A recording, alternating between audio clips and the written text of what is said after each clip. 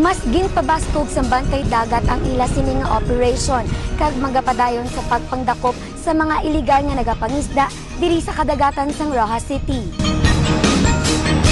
Matahum ang plano sang gobyerno sa pag-beautify sining Hortus Botanicos, pagahimon ining recreational area sa mga pamilya kag maluyag mag-nature trip ini sa kasarangan nga presyo.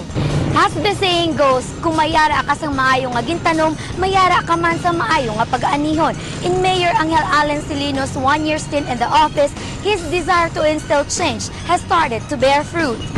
Sa iya hands-on nga pamaagi kag living by example, si Mayor Angel Alan Silino ang wala nagauntat sa paghatag sa inspirasyon kag paglaom sa mga pumuluyo nga nadulaan sa paglaom ilabi na sa public service. Sa palangga namon nga mga pumuluyo sa siyudad sang Rojas, ginapasalamatan ko gid kamo sa inyo kooperasyon nga sa nagligad nga isa ka tuig nga kita naglulupod nga ako bilang inyong mayor sang siyudad. Naging produktibo ang trabaho diri kag naging mahapos para sa mayor nyo ang pagserbisyo sa tao.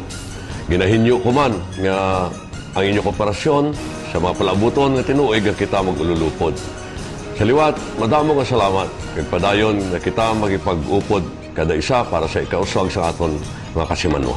Madamo gid nga salamat sa inyo pag-upod sa akon sa aton nga pagibalo sa mga kahimtangan sang aton pinalangga nga syudad. Inibangod tanan kay Mayor Angel Alan Silino.